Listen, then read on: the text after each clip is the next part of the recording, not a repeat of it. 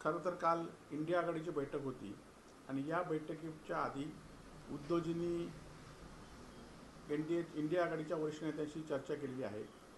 आणि खरं तर आपण बघितलं असाल की ते प्रेझेंटेशन होतं आणि प्रेझेंटेशनमध्ये कोणी कुठे बसावं या संदर्भात आपण प्रेझेंटेशनमध्ये घेतलात आणि निश्चितपणे उद्धवजी यांचा नेहमीच मानसन्मान इंडिया आघाडीतले सर्व नेते करत असतात. आणि खरं तर म्हणूनच आज आपण बघितलं असेल की राज्यातील आणि देशातील राजकारण बदलत चाललं आहे आणि त्यामध्येच नरेश म्हस्के यांच्यासारखे नेते बावचळले आहेत आणि त्यामुळे ते असं काहीतरी ट्विट करत आहेत. त्यामध्ये शीतल मात्रांनी पण अशी टीका केली की इंडिया आघाडीत उद्धवराव विश्वप्रवक्ते प्रेग्नेंटची ही जागा इंडियातील उद्धव ठाकरेंचे फोटो ट्विट करत खरं तर आपल्याला माहिती असेल की सगळे ताकद उद्धवजींच्या विरोधात वापरून सुद्धा आज उद्धवजी सुद्धा त्याच ताकदीने लढत आहेत आणि त्याच सन्मानाने संपूर्ण देश त्यांना बघतोय. आणि त्यामुळे अशा ट्विटमुळे ज्यांचे खरं तर आरोप त्यांच्यावर कसे कसे होते हे आपण सगळे बघितलेलं आहे. त्यामुळे त्यांच्या आरोपाला ट्विटला काही अर्थ नाही. इंडिया आघाडीच्या बैठकीत राहुल गांधींकडून मतांच्या चोरीचा पुनरुच्चार करण्यात आला. दुपारच्या पत्रकार परिषदेत इंडिया आघाडीच्या बैठकीत हा डेमो देखील दाखवण्यात आला. तसं खरं तर ही वस्तुस्थिती आहे आणि खरं तर या सर्वाचा निवडणूक आयोग कुठेतरी माहिती लपवत आहे. खरं तर मी सुद्धा महाराष्ट्रातल्या विधानसभेतला एक उमेदवार म्हणून काम करत होतो.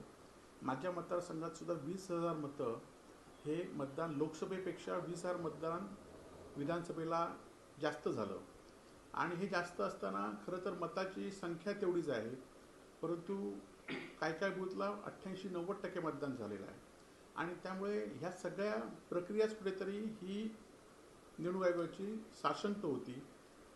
2-2 दिवस 17C फॉर्म देत नव्हते, एका 17C फॉर्मवर सह्याच नव्हत्या आणि त्यामुळे अशा सगळ्या गोष्टीचा खरं तर निवडणूक आयोगाची सगळी संशयाच्या भरत होती.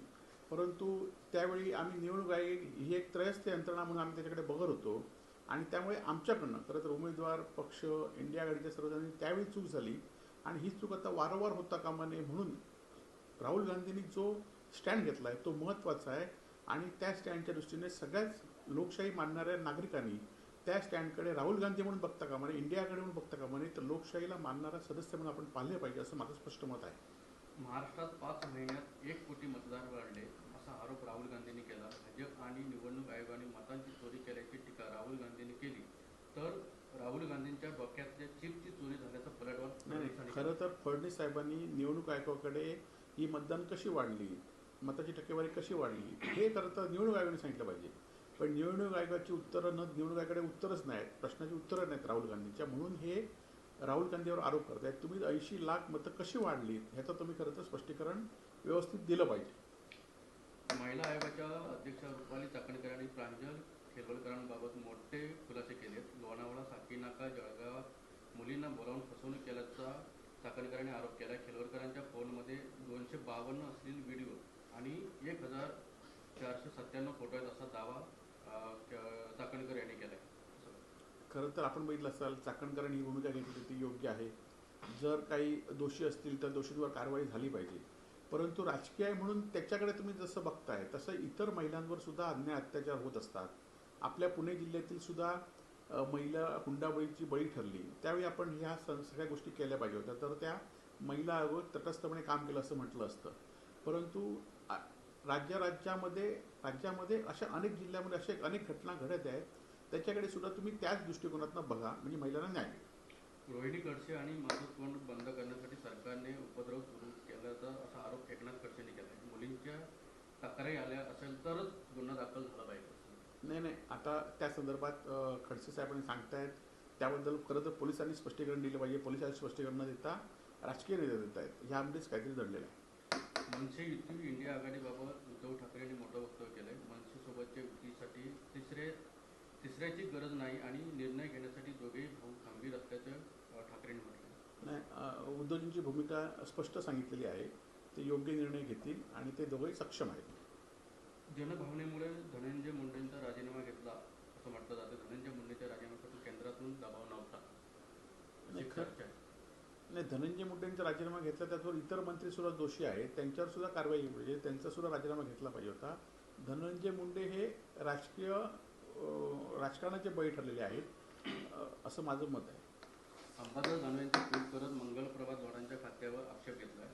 मंगलप्रभाच्या जोडाच्या खात्यातील 41 अधिकाऱ्यांना पदोन्नतीनंतर तिथेच पोस्टिंग दिली. नाही, ह्या सगळ्या खात्यामध्ये ज्यांची बदली होतात, बढती होतात, ज्यांना मलाईची खाती मिळतात, हे कुठल्या तरी मंत्र्याची अधिकाऱ्यांची संगत असल्याशिवाय हे होत नाहीत आणि त्यामुळे त्याची चौकशी झाली पाहिजे. एक महत्त्वाचं, एकनाथ शिंदेंच्या कुटुंबातील एका सदस्याला ईडीची नोटीस गेल्याचा रोहित पवारांनी आरोप केला, तर शिंदेंच्या सर्व मंत्र्यांना इन्कम टॅक्सची नोटीस गेल्याचा आरोप देखील रोहित पवारांनी केला. नाही, आता खरं तर त्या दिवशी संजय शिरसाट यांनी स्पष्ट सांगितलं की मलाच इन्कम टॅक्सची नोटीस आली आहे, माझ्यासह अनेक मंत्र्यांना नोटीस असं संजय शिरसाट. त्यामुळे त्या नोटीस आल्या आहेत, त्या नोटिशींना भाजप दबाव तंत्राचा वापर करत असेल. उद्धव ठाकरेंना धनुष्यबाण मिळण्याची शक्यता वाढलेली आहे. आमचीही त्याच दिशेने वाटचाल सुरू आहे. आम्हालाही घड्याळ मिळण्याची शक्यता असल्याचं रोहित पवार. निश्चितपणे चिन्ह आमचंच आहे, ते आम्हाला मिळालं पाहिजे.